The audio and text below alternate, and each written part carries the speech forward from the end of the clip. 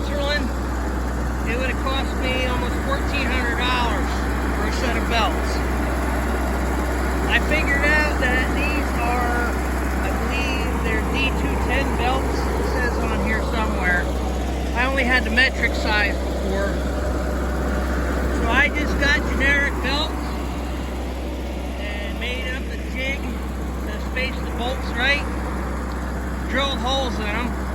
I had to replace the metric panhead bolts with 5/16 carriage head. Some of the metric bolts got wrecked, taken apart, and couldn't find them locally. 5/16 was real close to what it needed, and it works. Now I may have a potential problem. A few of the holes that I drilled in the belts near the end of using the jig are off center because something got out of whack using it. So if I have to do it again, I gotta redo that thing so that it's perfectly straight. But this thing was made in Switzerland. Now how exactly it ended up here, I don't know, because I don't think anybody sells Aebi haymaking equipment here. This came from a local used equipment jockey who, they're no longer in business, they retired, but came out of Connecticut apparently. And I bought it mainly because I was in a situation, my roller bar rake that I was using at the time had suffered a major failure, and I had hay that was going to need to be raked. And they happened to have this. There wasn't much other choice around at the time. So I bought it. I ended up liking how it works because it's like having little pitchforks making hay.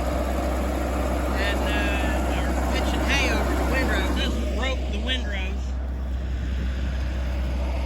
which makes it much easier to bail. You can also rake with it going into reverse. Back into a corner or underneath the trees and kick hay out to where it's going to dry.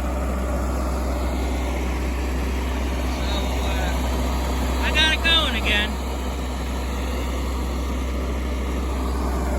And that tire over there on the Massey, I think I poked it with stubble.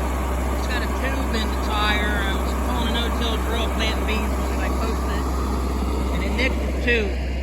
And it holds air for long enough to get a field of raking done. I got a new tube ordered because nobody had one to fit that tire around here locally. So those tires aren't loaded, so I'm going to have to peel that off and put it repair myself. Hopefully I can and don't injure myself. I might have to get help from one of the pandies because I got a 15-year-old son who's almost 16 that doesn't quite know how to do all the tire stuff yet. And I got an 88-year-old dad who would love to show everybody how it's done, but he knows better than to try doing that stuff now because he'll